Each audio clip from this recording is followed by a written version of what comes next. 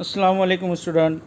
शोड़ी cross road जमात चहरुम की e learning class में आप तमाम का इस्तकबाल है।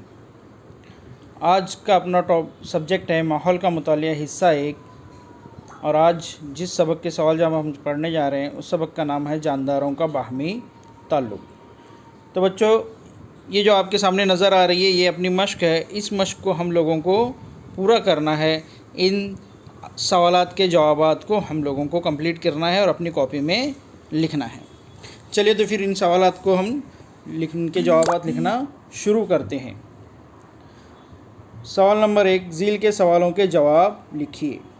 हमको नबातात से क्या फ़ायदे हैं?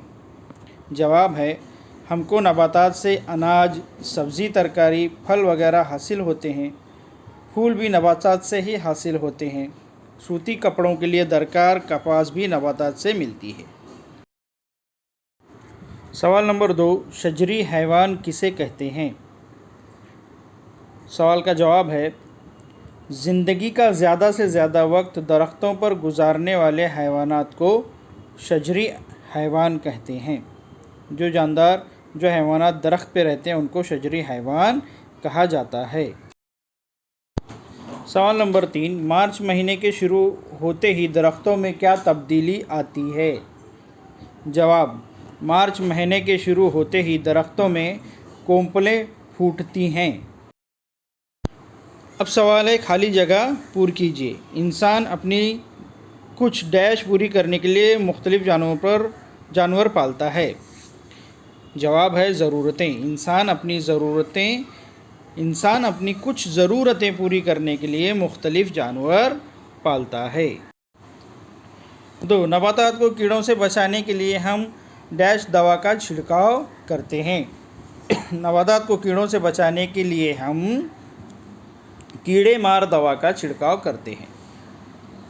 3, सरमा के मौसम को डैश का मौसम भी कहते हैं। सरमा के मौसम को पतझड़ का मौसम भी कहते हैं। इस सबक की मश्क का आखिरी सवाल नंबर 4, डैश ख़त्म होते ही दोबारा सरमा का मौसम आता है।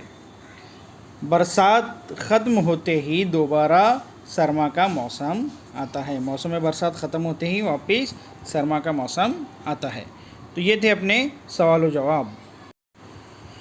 तो बच्चों, आपका बहुत बहुत शुक्रिया। ये थे जानदारों का बाहमी ताल्लुक़ इस सबक के सवाल व जवाब। इस सवाल व जवाब को आप लोगों को अपनी बयाज़ में लिखना है और अपनी क्लास के ग्रुप में शेयर करना है। अल्लाह हाफिज़, टेक केयर।